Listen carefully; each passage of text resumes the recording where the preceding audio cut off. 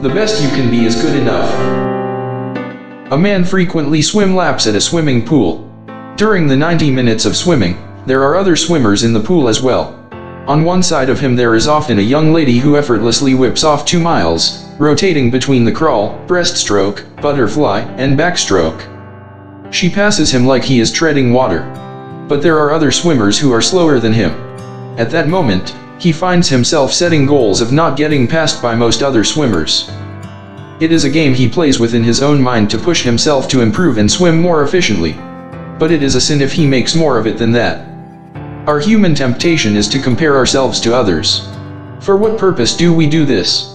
Are we trying to improve our skills or determine our own worth based on how we compare with others? Are we satisfied with how God made us? It is okay to strive to do well at something and improve skills and to seek role models to help us progress. What is not okay is to envy what others have or can do. It is not okay to base feelings of self-worth on how we compare with others. God gifts each of us differently. It is up to us to use God's blessings to the best of our ability.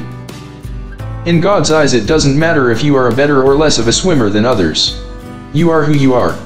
Count your blessings, and do not be envious of the blessings of others.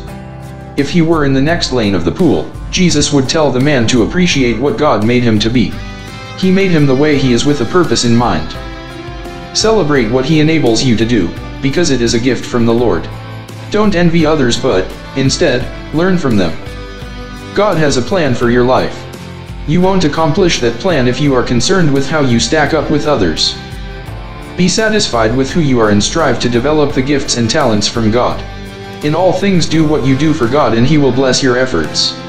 Focus on the Lord and He will help you be the person He made you to be.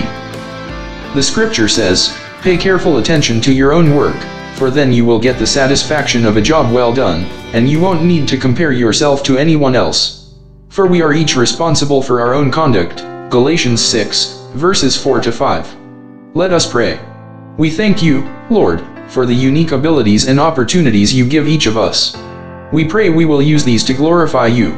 And let us seek to follow you as our role model. Amen.